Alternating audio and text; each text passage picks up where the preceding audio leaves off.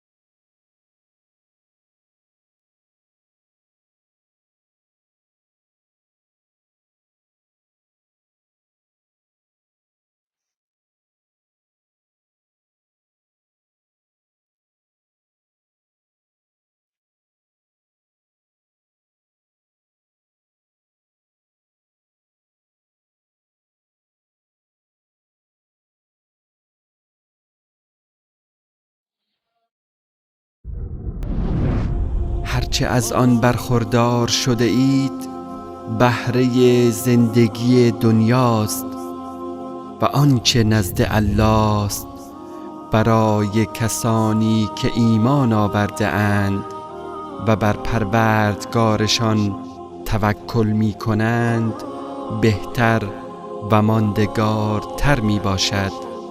آنان که از گناهان بزرگ و از کارهای زشت دوری می کنند و چون خشمگین می شوند گذشت و چشم پوشی می نمایند، و آنان که دعوت پروردگارشان را پذیرفتند و نماز را برپا داشتند و کارشان به شیوه رایزنی و بر پایه مشورت با یکدیگر است و از آنچه به ایشان داده ایم انفاق می کنند.